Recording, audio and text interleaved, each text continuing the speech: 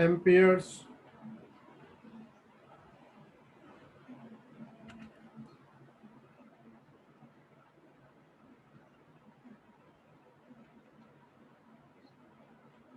Circuital law, amperes circuital law. Ampere का circuital law क्या था वो एक बार देख लो।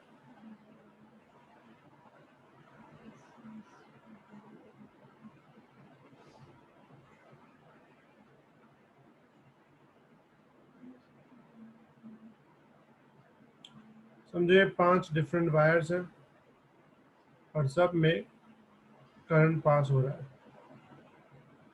अलग अलग डायरेक्शन में। समझे इसमें करंट है I1, इसमें करंट है I2, I3, I4, I5, ठीक है।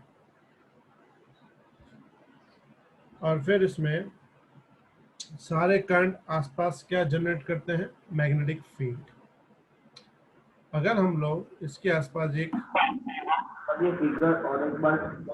इमेजिनरी लूप जनरेट कर दें,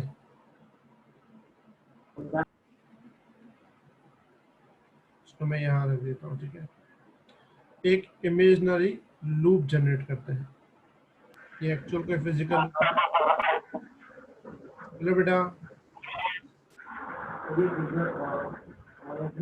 तेरी आवाज नहीं आ रही मुझे। अरे सर वो ऐसा बोला, ये फिगर उसको एक और बार समझनी है। हाँ मैं समझा दूँ। मैं सपोज करो कि तुम्हारे आसपास ये 5 अलग अलग करंट पास हो रहे हैं, I1, I2, I3, I4, I5 अलग अलग डायरेक्शन में। और अगर ये करंट पास हो रहे हैं तो करंट अपने आसपास मैग्नेटिक फील्ड जनरेट करता है। अब इसके आसपास हमने एक इमेजिनरी लूप ड्रॉ किया है, एक इमेजिनरी लूप है ये, ठीक है। इसको मैं यहाँ रख देता हूँ। ये लूप हमने सिर्फ 3 वायर्स के अराउंड किया है, I1, I4 हमने अभी बाहर रखे हैं। वैसे लूप तुम कहीं भी ड्रॉ कर सकते हो। तो ये अभी हमारा एक इमेजिनरी लूप है, पूरा ध्यान इसका। तो इसमें एम्पियर ने इस लूप के बारे में क्या एक्सप्लेन किया वो ध्यान देना। The line integral of magnetic field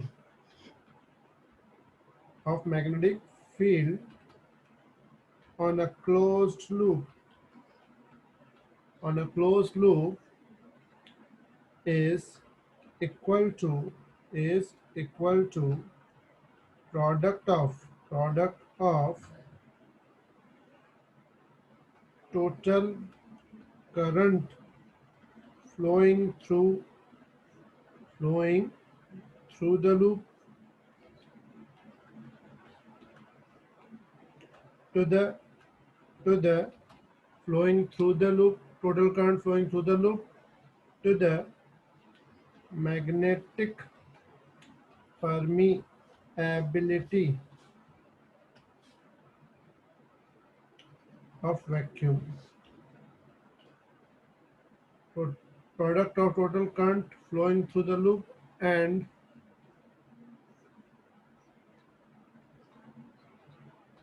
magnetic permeability of vacuum. इसका मीनिंग समझो यहाँ पे।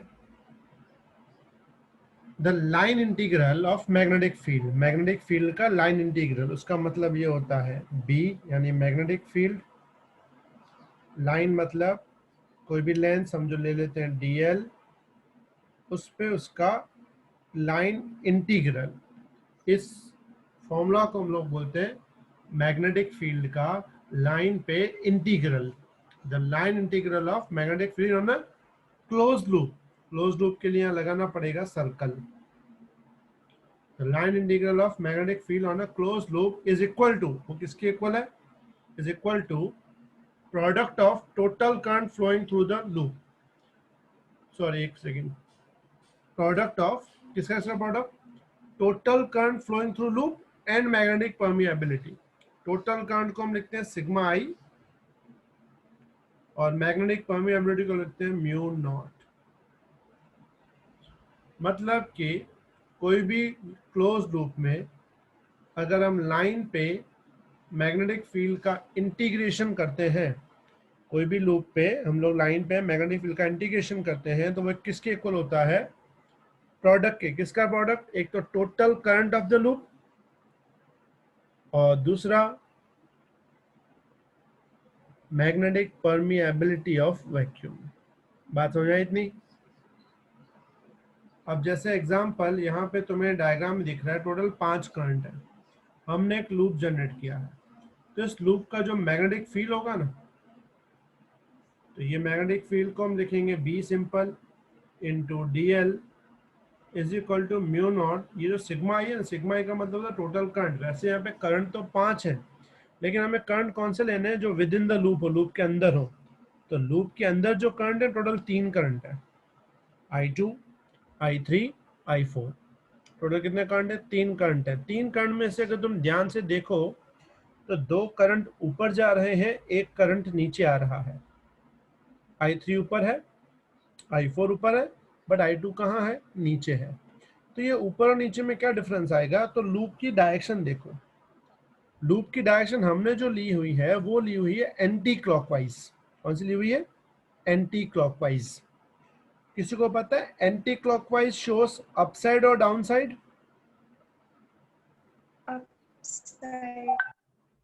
बोलो भाई, एंटी क्लॉकवाइज क्या शो करता है, अपसाइड और डाउनसाइड?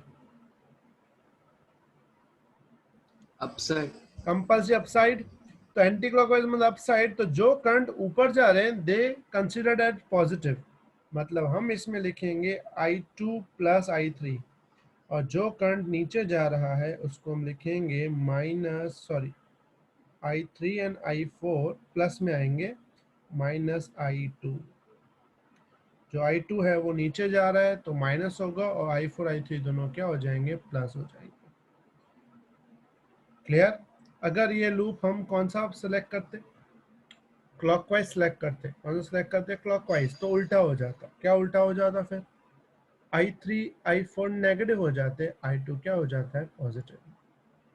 तो याद रखना, किसी भी वायर के आसपास अगर हम कोई लूप सेलेक्ट करते हैं तो लूप का मैग्नेटिक फील्ड का लाइन इंटीग्रल, पूरे क्लोज लूप पे लाइन इंटीग्रल वो इक्वल होता है। किसके इक्वल होता है? टोटल इलेक्ट्रिक करंट और मैग्नेटिक परमिएबिलिटी ऑफ वैक्यूम के प्रोडक्ट के इक्वल होता है। Got it? समझ में आया बेटा यहाँ तक बात? किसी को डाउट? सर ये I4 है ना, क्या क्या है सर? क्या बेटा? हाँ, पहला वाला I4 plus I3 minus I2। I4 है। Got it? ओके सर, हाँ सर। फिर सबको बात समझ में आ गई है? सर लूप में है ना, तो ये अपसाइड कैसे हो गया? बेटा लूप में से ये लूप की direction upside, it's not loop upside है, एंटी क्लॉकवाइज डायरेक्शन की बात करो। मैं तुमने पढ़ा हुआ है स्क्रू रूल। स्क्रू को तुम क्लॉकवाइज घुमाओगे तो वो अंदर साइड जाता है, एंटी क्लॉकवाइज घुमाओगे तो वो बाहर साइड आता है। तो यहाँ पे लूप की डायरेक्शन एंटी क्लॉकवाइज है, इसका मतलब उसकी डायरेक्शन किस तरफ है? अपसाइड। Got it? यह सिंपल बात है, जैसे लूप घूम रहा है वैसे अपनी फिंगर्स घुमाओ राइट हैंड की, तो तुम्हारा थंब जो है ना ऊपर जाता हुआ दिखेगा। हाँ सर। तो उसका मतलब है अपसाइड वाला पॉजिटिव और डाउन साइड वाला क्या होगा? नेगेटिव। बात समझ में आई इतनी?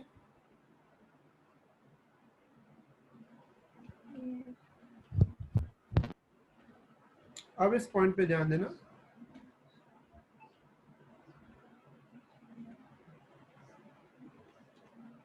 मैग्नेटिक फील्ड ऑफ वायर, हमें वायर का मैग्नेटिक फील्ड फाइंड करना है। पूरा ध्यान, वायर का कैसा मैग्नेटिक फील्ड होगा?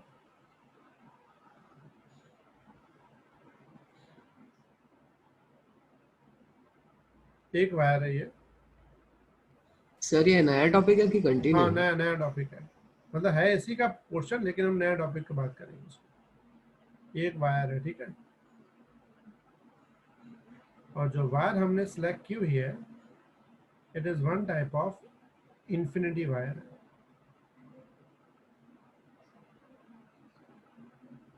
ठीक है, इस वायर में से हम लोग करंट पास कर रहे हैं, और समझो जो करंट की वैल्यू है वो है कैपिटल I। ठीक है, हमें इस वायर की वजह से यहां से आर डिस्टेंस पे, कितने डिस्टेंस पे, आर डिस्टेंस पे मैग्नेटिक फील्ड फाइंड करनी है इस पॉइंट पे। तो हम आर डिस्टेंस पे मैग्नेटिक फील्ड फाइंड करने के लिए हम लोग इसके आसपास आर डिस्टेंस का एक सर्कुलर लूप बना रहे हैं।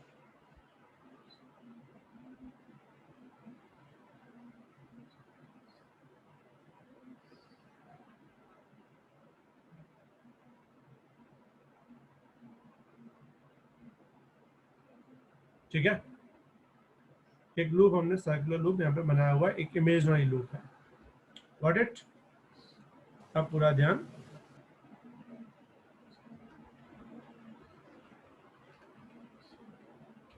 as shown in figure,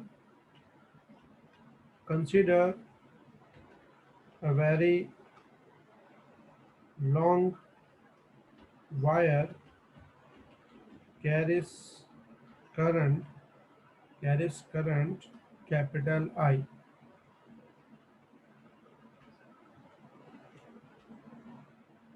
Now we have to find magnetic field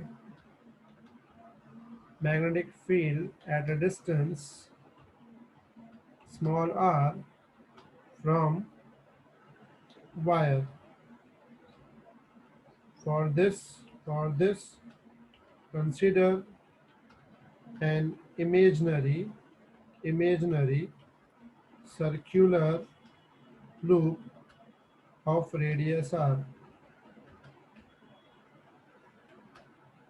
Here the magnetic field on each point of loop is same. Here the magnetic field on each point of loop is same because each point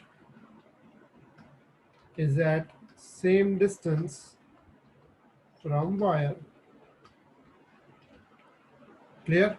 यहाँ तक किसी को doubt बेटा? Hello हाँ बेटा, sir, आप आवाज लग रही है। भाई सबको आ रही है मेरी आवाज क्लियर? हाँ सर। यस सर, एकदम क्लियर है। किसी को डाउट है इसमें यहाँ तक? No sir. सर ये वेरी लॉन्ग वायर मतलब इन्फिनिट लॉन्ग ऐसा नहीं ले सकते? वेल लॉन्ग का मतलब ये होता है कि आर डिस्टेंस के कंपेयर में वायर की लेंथ बहुत बड़ी होगी, क्योंकि हाँ एक्चुअल सर। इन्फिनिटी तो पॉसिबल नहीं है ना। हाँ सर, हाँ सर। ठीक है, अब ध्यान पूरा। Now according to ampere's circuital law,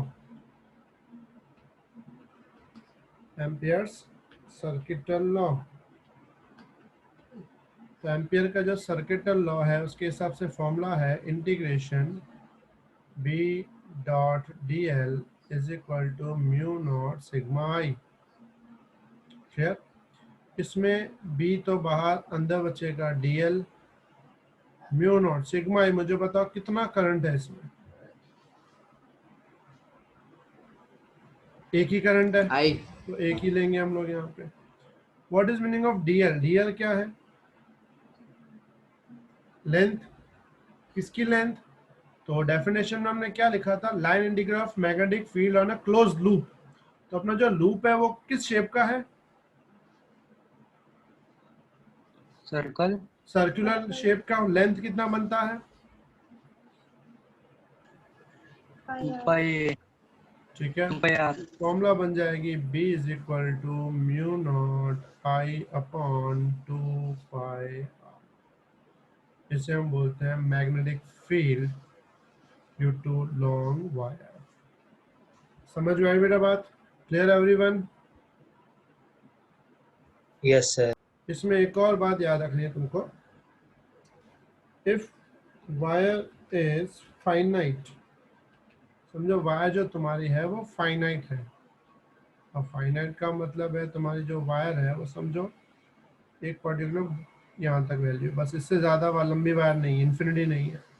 और समझो हमें यहाँ से एक पर्टिकुलर डिस्टेंस पे वैल्यू फाइंड करनी है, समझो यहाँ फाइंड करना है इस पॉइंट पे, और ये पॉइंट यहाँ से r डिस्टेंस पे है। ठीक है, आर डिस्टेंस फाइंड करना है। तो जब वायर फाइनाइट होती है ना, तो उसके जो एंड्स होते हैं ना, यहाँ से और यहाँ से, याद रखना जो करंट है वो इसमें है, ठीक है। तो इस पॉइंट पे यहाँ पे ना दो एंगल बनते हैं। एक एंगल यहाँ से बनेगा, उसको बोलेंगे θ1, और एक एंगल यहाँ से बनेगा, उसको बोलेंगे θ2। तो जब वायर फाइनाइट हो तो मैग्नेटिक फील्ड में थोड़ा चेंजेस आएगा और फॉर्मूला बन जाएगी mu naught I upon 4 pi R bracket में साइन θ1 प्लस साइन θ2। क्या फॉर्मूला आएगी? Mu naught I upon 4 pi R sine θ1 plus sine θ2। इसमें वायर फाइनाइट है। अगर समझो यही वायर इन्फिनिटी बन जाती, अगर इस पॉइंट से मैं इन्फिनिटी बना दूं वायर को, तो मुझे बताओ θ1 क्या हो जाएगा अगर मैं इस वायर को इन्फिनिटी बना दूं तो? 180 ध्यान से 90 θ1 की 90 बात करो, θ1 ओनली θ1 90 बन जाएगा। अगर नीचे से भी इन्फिनिटी कर दूं तो θ2 θ2 90 बन 90 जाएगा। तो ये दोनों 90 बन जाएंगे। तो साइन 90 प्लस साइन 90 कितना होता है? साइन 90 1 प्लस 1 1 प्लस 1 2 2 की टेबल लगेगी तो वापस फॉर्मूला बन जाएगी mu naught I upon 4 pi R. आई बात समझ में बेटा? क्लियर? और याद रखना इस फॉर्मूला का डेरिवेशन तुम्हारे कोर्स में नहीं है, ठीक है? बाकी डेरिवेशन है सही, हवा में से नहीं आई फॉर्मूला। क्लियर? हाँ सर। यह पुरानी जो थी ना कोर्स 2009 2008 जब हम थे, तब हमारा डेरिवेशन आता था, लेकिन तुम्हारे में से भी डेरिवेशन निकाल दिया। तुम्हें सिर्फ फॉर्मूला याद रखनी है। अगर तुमसे पूछते हैं भाई एक साइड से फाइनाइट है, एक साइड से इन्फिनिटी है, एक साइड से क्या है? फाइनाइट है, एक साइड से क्या? इन्फिनिटी है। मतलब अगर तुम्हें ऐसा फॉर्मूला दिया है, मतलब ऐसा कोई वायर दिया है, ये समझो वायर ऐसी है,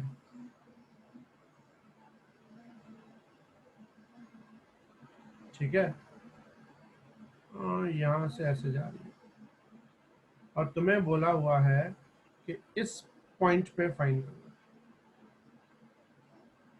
ये वाले पॉइंट पे। तो इस पॉइंट पे फाइंड करेंगे ना, तो फॉर्मूला क्या बन जाएगी? तो फॉर्मूला ये वाली यूज करेंगे, लेकिन एक एंगल डालेंगे 90, एक एंगल डालेंगे 0। तो बताओ साइन 90 क्या होता है? 1 और साइन 0 0। तो फॉर्मूला उस वक्त बन जाएगी b is equal to mu naught I upon 4 pi R only. आई बस में बेटा?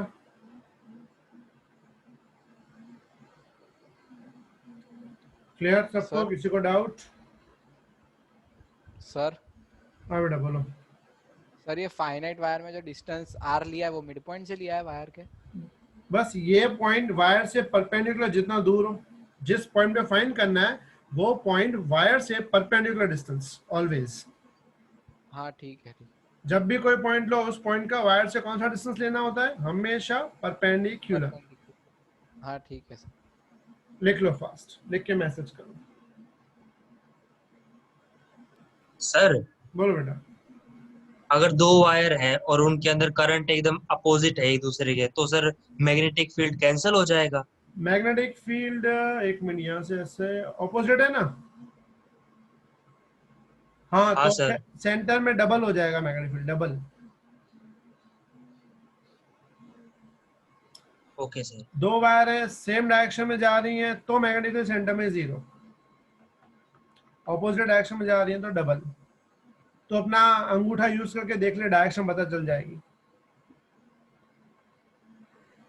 सर बोलो बेटा। सिर्फ फाइनाइट का डेरिवेशन है उसका एक मतलब